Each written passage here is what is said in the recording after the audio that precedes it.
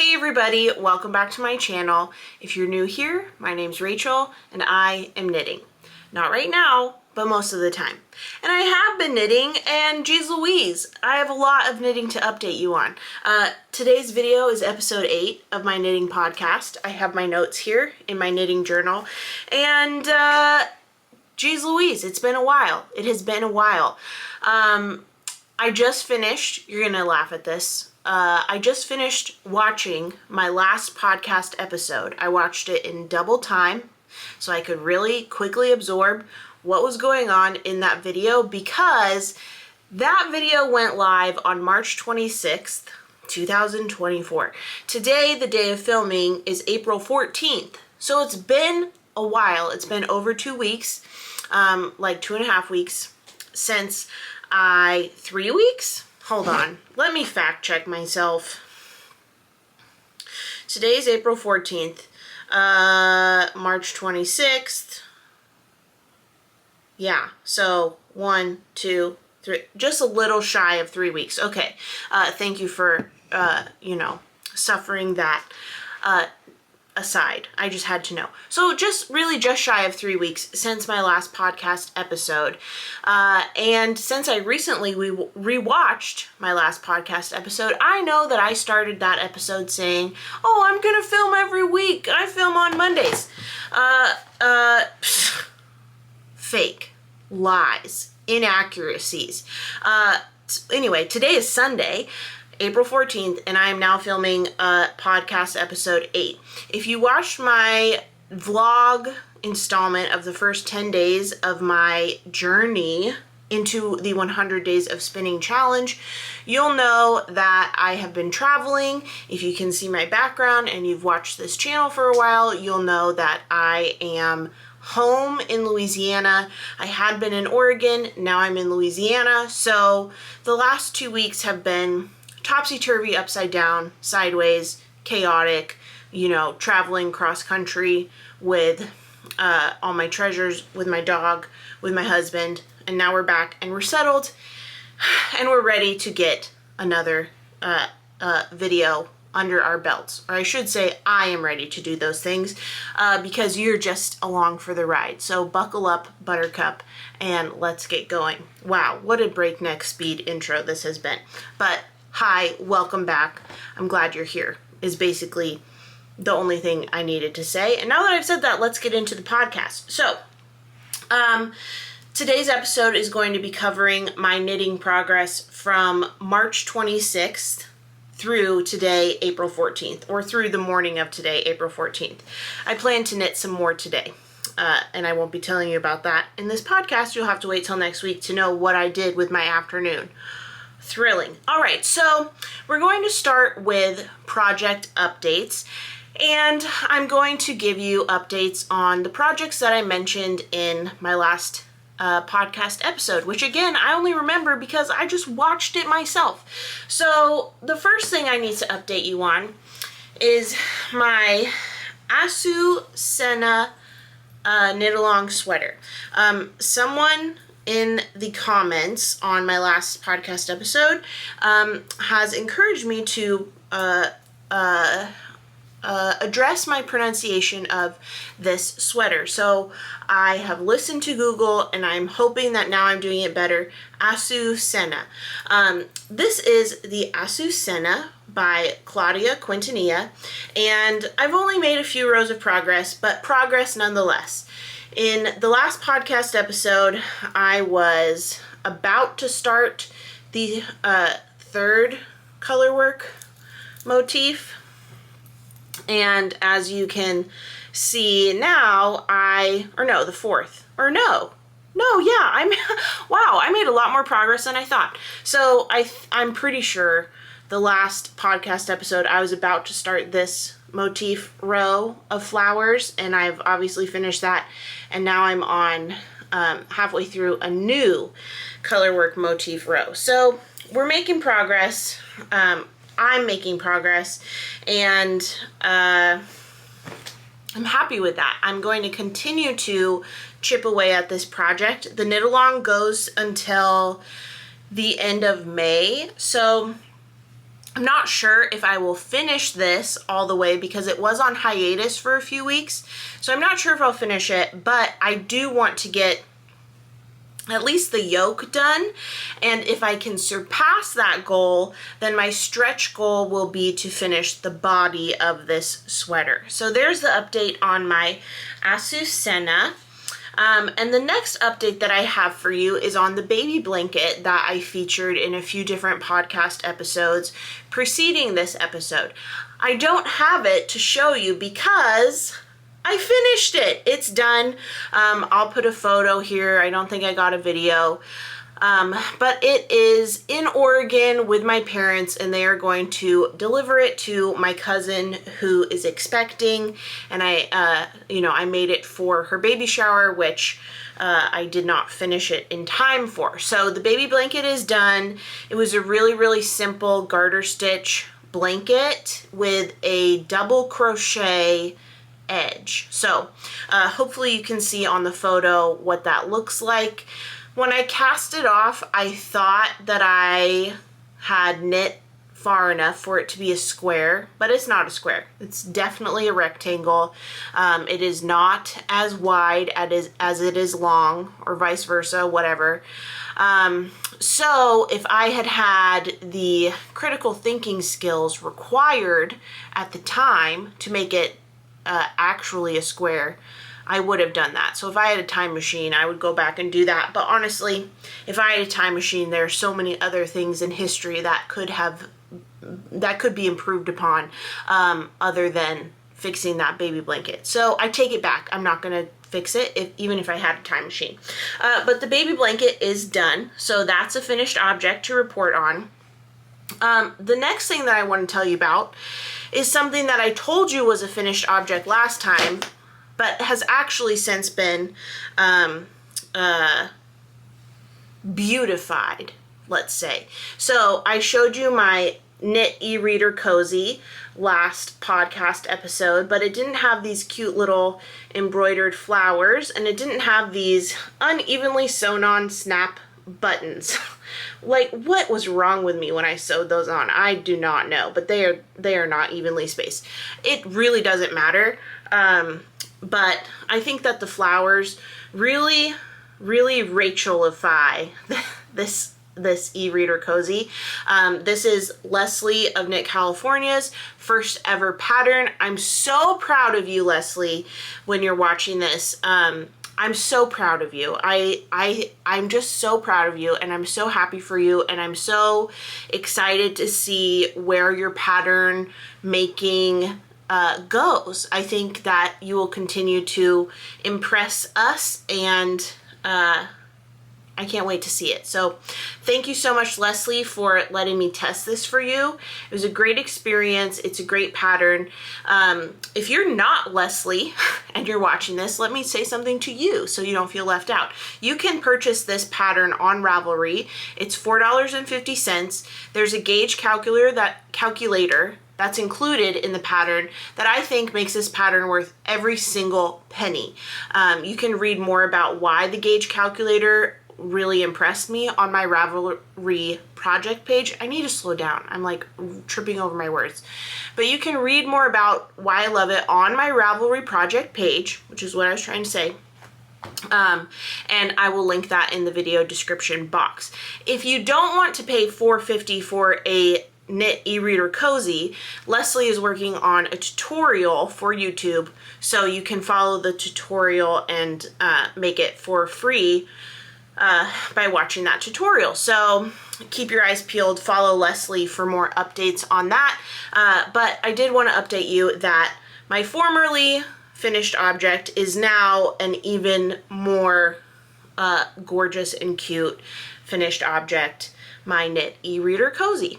So that's the update on that. The next thing I want to update you on is my Oregon cardigan. In my last podcast episode, I told you I cast on my Oregon cardigan in Oregon. The poetry, the symbolism, amazing. Guess what? I frogged it. It's no longer on my needles. Really all that I had done was cast on the 300 some odd stitches that were required for the size I was making. And I did not have the mental capacity to bother with corrugated ribbing. I wasn't going to do it. I was not going to do it. And therefore, I was not going to leave my needles and my cord languishing with 300 some odd stitches that were not going anywhere for the foreseeable future. So I just frogged that cast on.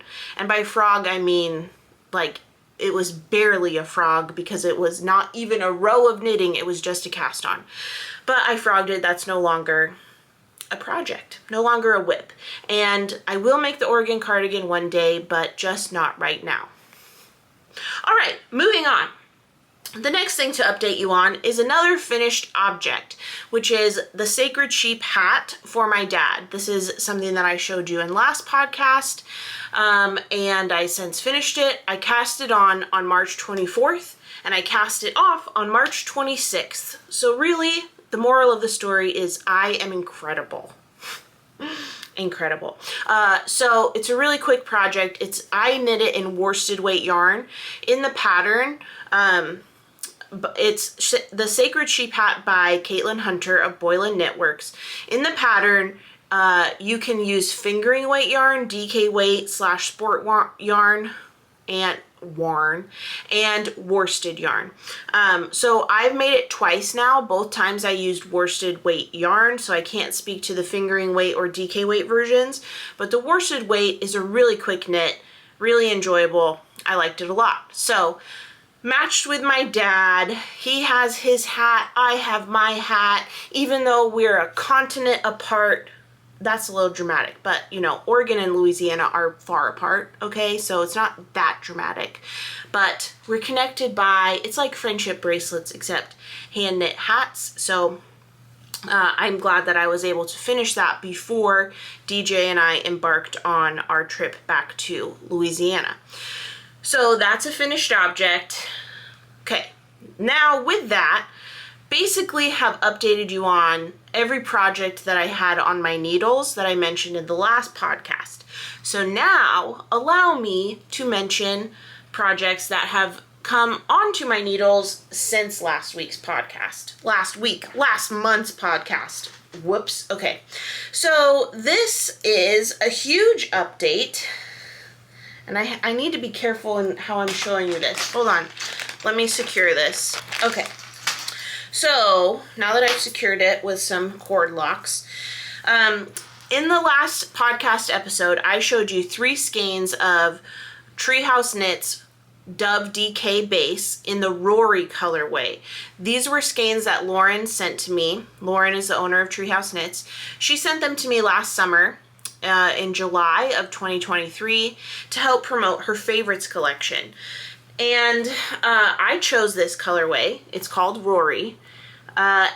Anyway, I told you that I was going to cast those 3 skeins on to make a field day cardigan.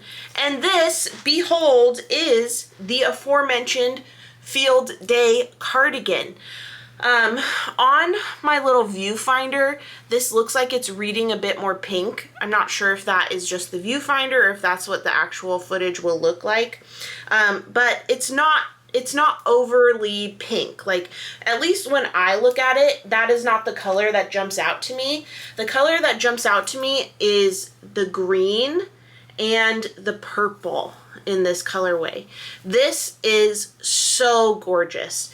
You've probably heard me say this a million times, but this is camo if it were Stars Hollow themed. This is Stars Hollowified camouflage yarn. Okay, if you put on this sweater when it's done and you walked around the town square, you went into Luke's, you walked by Miss Patty's studio, in this sweater, no one would see you. You'd disappear. You'd be gone because this looks like just so on brand for Stars Hollow. So I've made such good progress on this field day cardigan.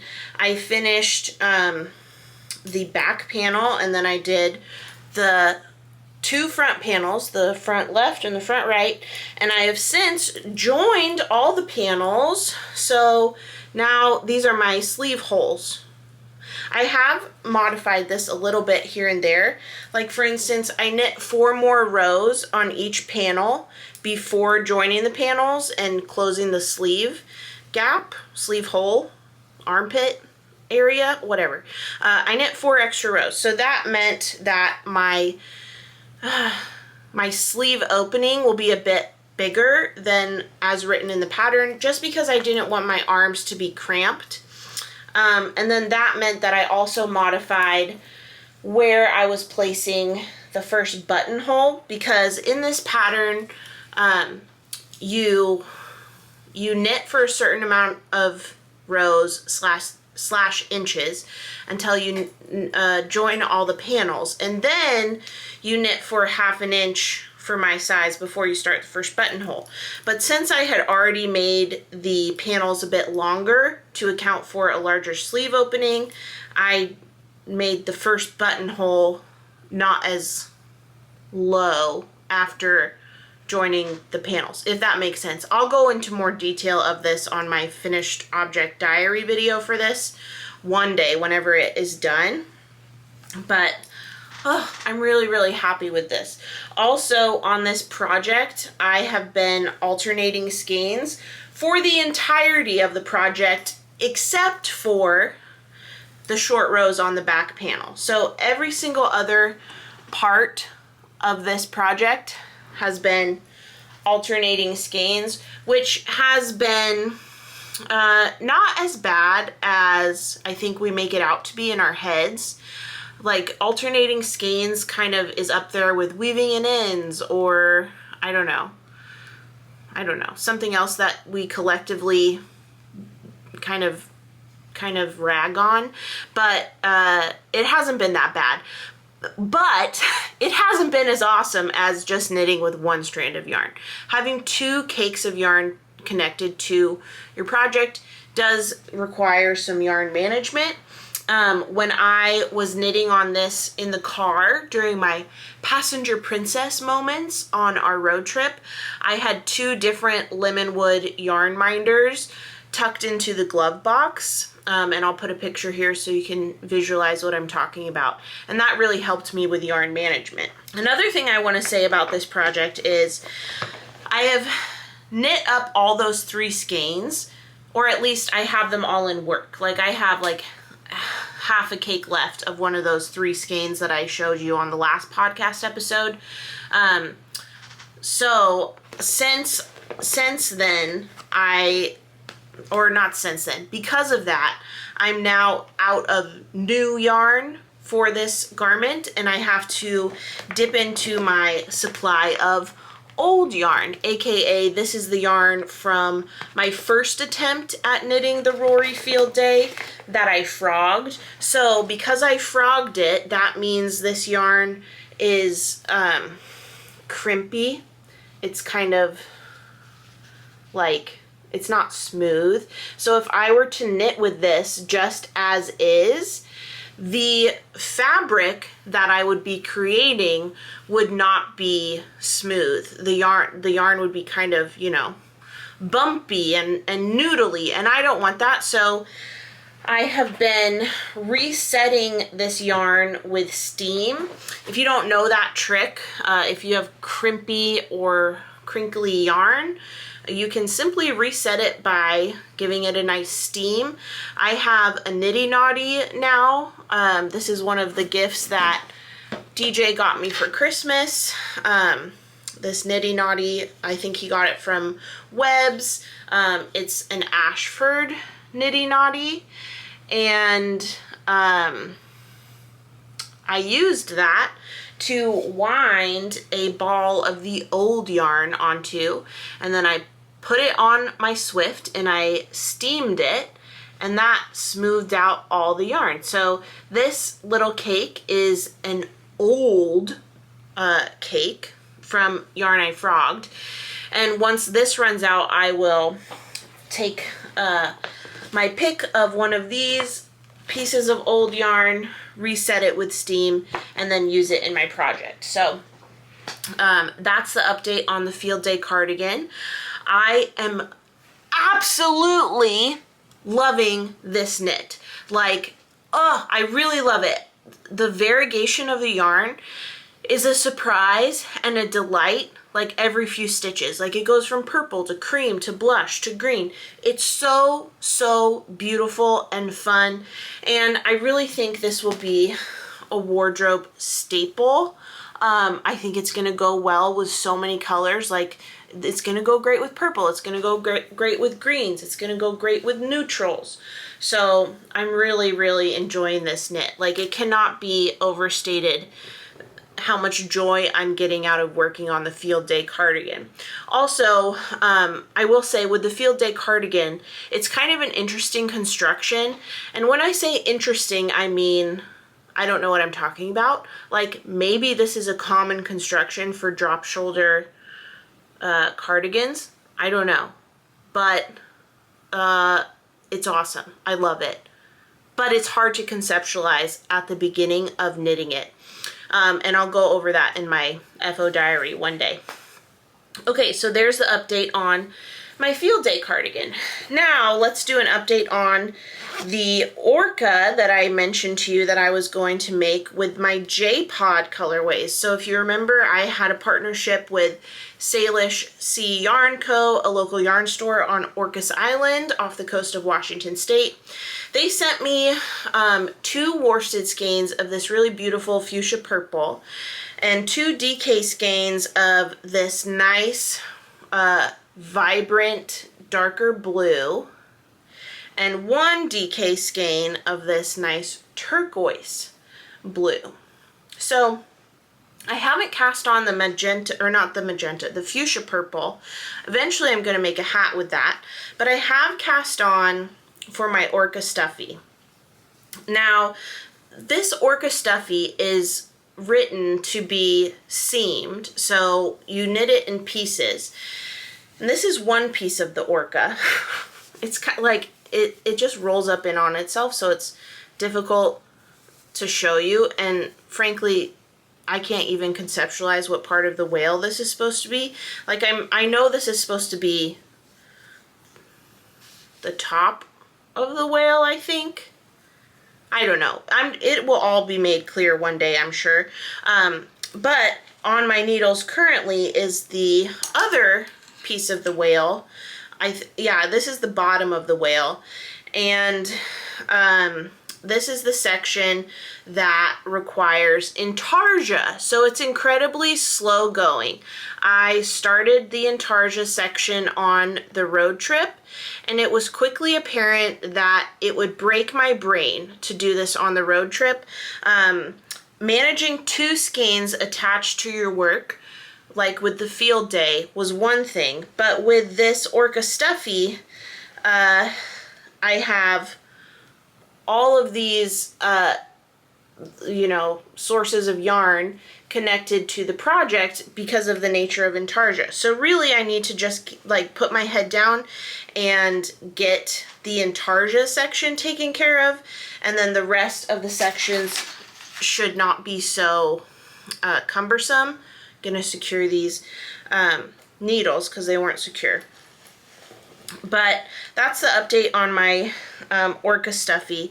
I really like this pattern, despite the fact that it's knit flat and eventually will need to be seamed, but it's written very well. There has been one mistake where I'm like, that can't possibly be the stitch you want me to do. I'm ignoring that and doing what I think you want me to do. But other than that, it's really well written. And at the beginning of the pattern, the designer has written like, English is not my first language, please be patient if something doesn't translate and reach out if you need help. But that really hasn't been my experience. It's been really an enjoyable and easy to follow pattern. So there's an update on my Gepard orca. The next update I have for you, which I almost forgot. I did it, folks. I cranked Sam's Clockwork Fiber Co socks. These, as you may know, or as you may remember, I have been meaning to do for a long time, for weeks, for months at this point. So I'm very proud to not be a total failure, just a little bit of a failure, and I have these cranked for Sam. So all I have to do now is sew the toes closed, and then I will ship these off. I'm going to ship these off to her on Tuesday of this week. So there's an update on the Clockwork Fiber Co socks. These are from her Seasons of Change monthly subscription box. And they're on new atomic bases that she's carrying. So one of these, I can't quite remember which one, if it's the February color or the January color, but one of them has mulberry silk in it. They're both such soft bases. So they were a joy to crank. And I, like, as I'm feeling these, this one, this February colorway, it, like, I would love a garment in this because it's just so soft and luscious. But here are the colors. We've got January's Club colorway, and these need a steam block also, so please be gracious with the tension not being as smooth. They just need a steam block once the toes are closed. And here we have February's colorway. Aren't these so gorgeous? Gorgeous. All right, so we've got an update there. Sam of Clockwork Fiber Co, your socks are sockin'. And then the last thing that I want to update you on is that I am swatching with the most beautiful yarn I've ever seen. This is Pisces, the colorway Pisces from Malabrigo. Is it Malabrigo or Malabrigo? Which one do you say? But this is the colorway Pisces. I first saw this colorway at Fiber Rhythm in Portland, Oregon during the Rose City Yarn Crawl. And oh my gosh, I was so tempted to buy it. It was so beautiful. But I ended up not buying it. I thought, you know, there's always going to be beautiful yarn. I don't need to buy this right now. I'm just going to leave it. Okay, so then later that day, while we were going through the shops for the Rose City Yarn Crawl, I also saw this yarn at Close Knit, I believe. Yeah, Close Knit. I think that was the last shop we went to in North Portland. And I was tempted again, and I was like, okay, like, ugh, I shouldn't. Should I? But I ended up not doing it. So then it was just serendipitous because with the Salish Sea Yarn Co. partnership, guess what they carry? Pisces. So I got a sweater quantity of this, plus a few extra. I'm thinking that I will make a ranunculus with the leftovers, but what I'm swatching for is for a KAL cardigan designed by Claire Jackson of Perfectly Knotted. This has been in my library for a while. It's been on my I want to knit that list for a while, like for over a year at this point, or coming up on a year. So that's what I'm swatching for right now with this Malabrigo Pisces. Ugh, it's so pretty. The blues, the purples. To be honest with you, I could do without these, you know, gold, yellow, orange moments, but I will tolerate them just because that blue and purple, so beautiful. So that covers my project updates. We've gone over everything that I mentioned in the last podcast episode, plus things that I've cast on since then. Oh, I do want to tell you something though before we move to the next section, which is a quick cast on plan I have. Alright, so tomorrow is April 15th, which starts the Mezzo Makes Along. So if you don't know Kate of Mezzo Makes, she has this really fun color called, I think it's 90s Taco Throwback, which is inspired by the color scheme of Taco Bell restaurants from the 90s. I have this skein of, 90s Taco Throwback. It's on Soprano Sock, which is 400 yards per 100 grams. And if I remember correctly, it doesn't say on the label, but if I remember correctly, this has nylon in it. So I think that maybe I will crank these, or this skein, into socks this week because I want to participate in the Mezzo Makes Along, but I have organized my yarn wall to be indicative of the projects I want to do or make or think about for the rest of 2024, which I'll tell you about in a minute, I guess. I wasn't planning to, but I suppose I will now. But this is not on the yarn wall, so it's not in my 2024 plans. But if I crank this into socks, that's a quick way to participate in the knit along or the make along and work up a beautiful skein and support my friend. So I think that is a cast on plan for this week. All right, now that we've gone over the project updates and my cast on plan for this week, I want to transition to a new section of the podcast, which has never been in a podcast before, but is exciting, and it's to tell you that I have started to learn to spin. Out of camera right now, I'm unclamping my Nano e-spinner. I've learned to spin, or I am learning to spin. I shouldn't say it in past tense like I have arrived, because I certainly have not. But I am learning, and I'm getting so good at this compared to my first day spinning. So here is my bobbin. I haven't spun yet today, so what you're seeing on the bobbin is the last few days. I think around here is yesterday's spin, and towards this side we get progressively back into days past. But I am really, really happy with this. I'm really proud of my progress. I've been working really hard to learn this skill, and it's been totally a new experience for me, because I am the kind of person who wants to just focus on something to the detriment of basically everything else in my life. Which is not, I shouldn't laugh, it's not good. But like anybody else, I throw myself into these things that I try to learn. Like when I got my sock machine, that's like all I did. Like I didn't remember to eat enough because I was so focused on learning how to use my sock machine. And this went on for a few different, like for a few weeks, two or three weeks, until I felt like I was proficient. So with my spinning, I'm spinning for 15 minutes a day, sometimes more, but for the most part, always at least 15 minutes a day. And I'm trying to do this for the 100 Days of Spinning Challenge. So that means doing this for 100 days in a row.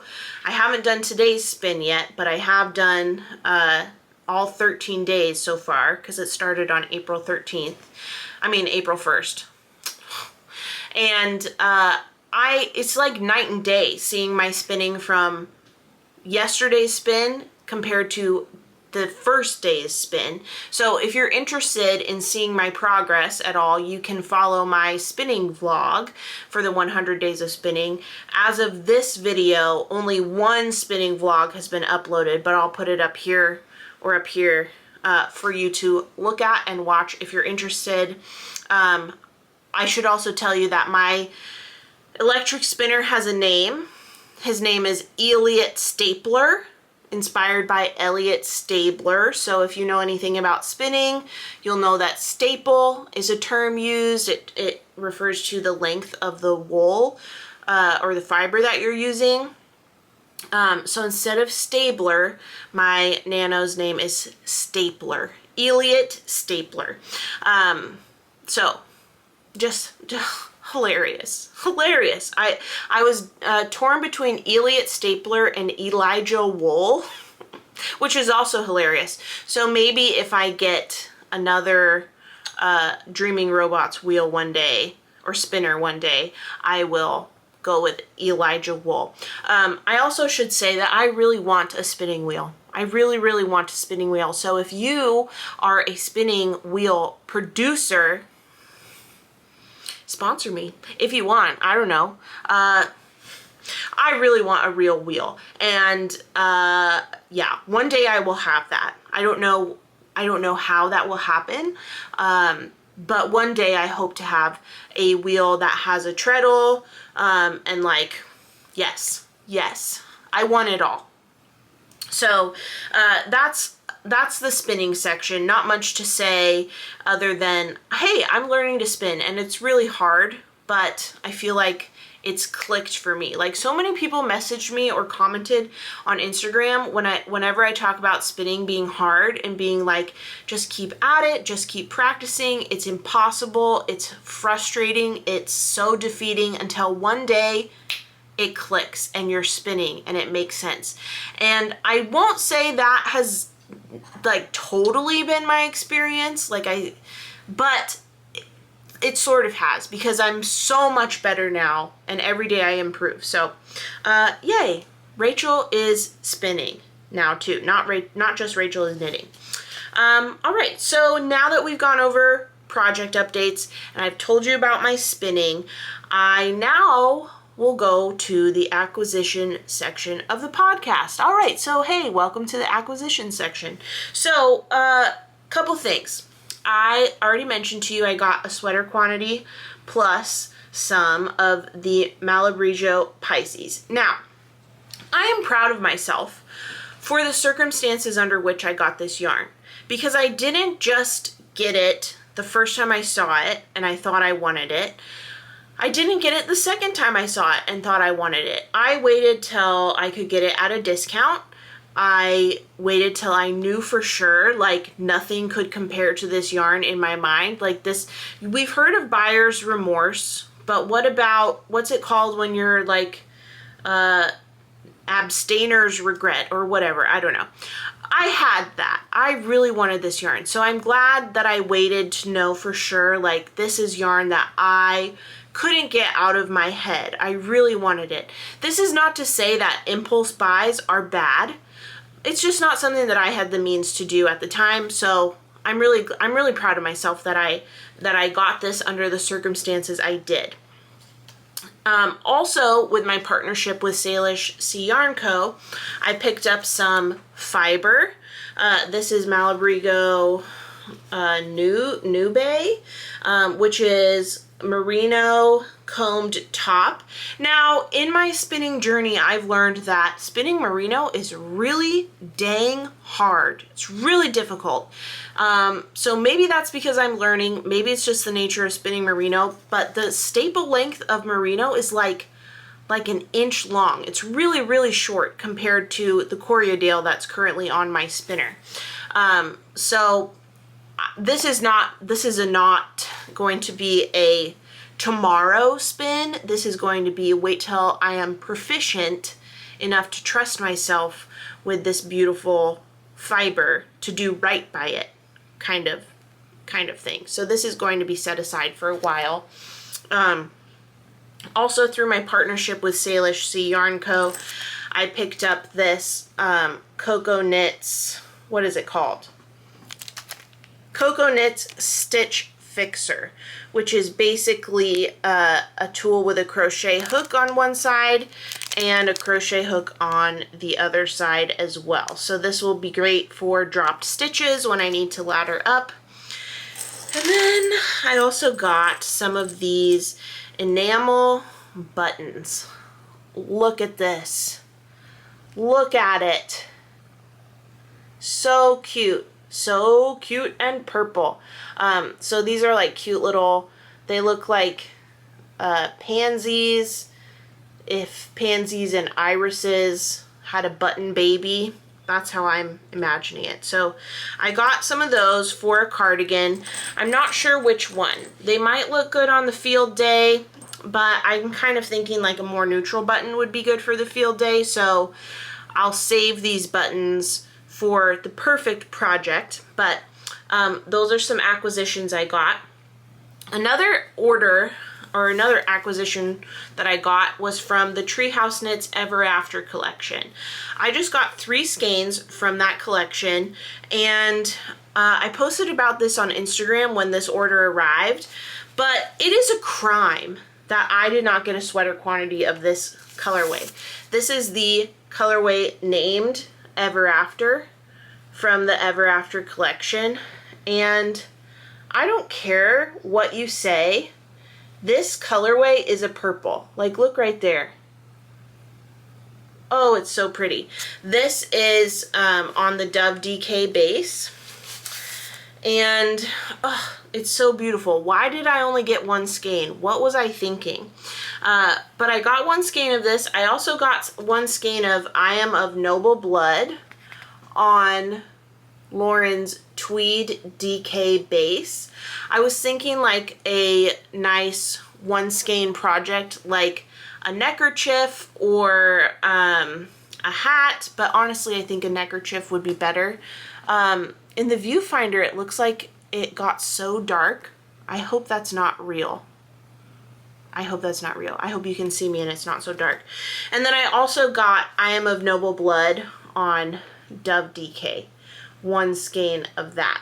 Now, since I'm so disappointed in myself for only getting one skein of this, I'm thinking that I could pair these two skeins, I Am of Noble Blood and Ever After, together to make something. Someone messaged me on Instagram and said that a brioche pattern would be really nice with these two colors, and I really agree. So I'm wondering, do you have any recommendations? Either for a hat or maybe like a shawl or a shawlette or something, like something beautiful to showcase both of these colors together. I would love your recommendations if you have them, so drop them in the comments if you so choose.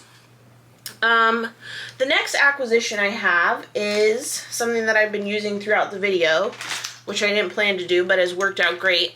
I got these cable locks or cord locks in bulk from Amazon.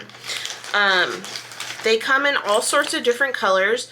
I've used these before from Twice Sheared Sheep, but I couldn't say no to being able to get like 300 of them for 10 bucks. So I got, here we go. See, basically, these are basically the things that you put on drawstring bags to cinch up the cords. But if you push on them, let me just fix this shot so you can actually see what in the world I'm talking about. If you push on them, you'll see that that chamber is unlocked. You put your needle through there, so for instance, like that, and then your stitches are secure. So I got like 300 of these, so I'll always have them on hand. I split this with my mom, so because I didn't need 300, but 150 would do just fine. So I got those, and then I have one more acquisition to share with you, which I'm really excited about.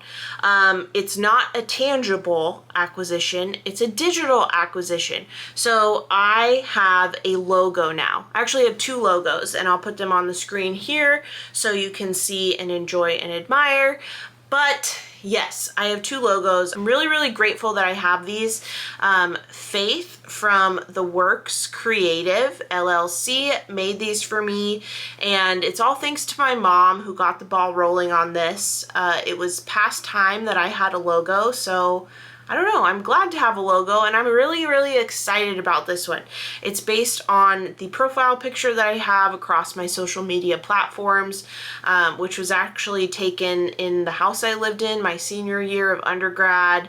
I had knit this white bow for Etsy, and I had my roommate take my picture so I could list it, and it ended up being the profile picture that I've used for my Knitstagram and this YouTube channel here, and I'm so happy to have it in logo form.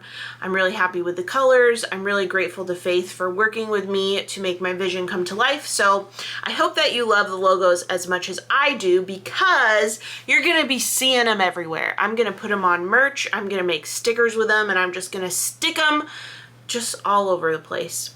So, you know, I hope you like looking at it, because you're gonna see it around, and that's just the way it is. I'm so sorry. All right, that ends the acquisition section of the podcast. Now let's go to announcements. The first announcement is, drumroll please, all the knitting spots for the Irish Knitting Tour have been filled. Bum, ba, da, ba. That's right. So grateful that this is the case. It does mean that we have 4 spots for non-knitters available. So if you want to come, you certainly may. but we don't have space for knitters anymore. Does that mean you cannot come if you know how to knit? No, you can still come. It just means we don't have room in the workshops for any more people. So if you'd still like to come and see the sites with us, knit on the bus with us, have knit nights with us, go yarn shopping with us, we have room for you. We'd love to have you. We're just at max capacity for the knitting workshops and the knitting related you know, things that are priced into the tour, if that makes sense. So if you have questions about that, I'm happy to answer, but I'm really excited to announce that we are sold out for the knitting spots, and we have 4 spots for non-knitters up for grabs. The other thing that I'll announce that I told you I would say is that my yarn wall is all planned for 2024 projects. So basically, this is not all going to happen. This is too lofty of a goal. This is too high of an aim. It's not going to happen. I'm not going to knit through all of these skeins before the year is over. But I did fill the wall with project related yarn that is scratching my brain right now. So you might be able to tell this is the Pisces yarn. Which way is my finger going? Okay. What? There we go. This is the Pisces yarn. So I'm going to be making the KAL cardigan with this, and then maybe a ranunculus if I have time. I know I want to make a cardigan with this yarn from Clockwork Fiber Co. I've got skeins to finish projects already on the needles, like my Colette with this Through the Wardrobe YarnCo yarn. I've got color work for the Gepard that I'm going to make with Sam's yarn. I've got 3 skeins of Yak Silk DK from Sam of Clockwork Fiber Co. I want to make a shawl. I've got some Kerry Woolen Mills yarn from Ireland that I want to make a cabled sweater with before we go back. I've got, what is this? Oh, yarn for a hat, yarn for a sweater. You get the idea. And you might be able to notice most of it is purple or purple adjacent. So I'm just going to be decked out in purple. That's the goal. I want to be like Gigi Made It, except instead of orange, purple. Now it might seem a little silly because I don't have it like a stitch of purple on me right now, but it's a work in progress. It's a goal that I am moving towards every day. All right, so that's it. Wow, just like the sheer volume of things to go over was incredibly high just because of how much time has elapsed since the last time I updated you on those projects. So thanks for your interest. Thanks for hanging around. Thanks for caring what I have to say and about me in general. You're very kind to do so. So that's all I have for you for this podcast episode. I hope to be able to get back into a weekly schedule. We'll see what happens. But anyway, thanks for hanging in there. Thanks for hanging out with me. So that's it. If you like this video, give it a thumbs up. Subscribe to my channel if you don't already, and hit that notification bell to be notified of my next upload. Last but not least, head over to Instagram and follow me at Rachel is Knitting if you don't already. I know some of you hate Instagram and that's why you're on YouTube, but my birthday's on Friday and I'm doing a giveaway. So maybe go follow me just for a little while. Okay, that's it. I'll leave you alone. Thanks for watching.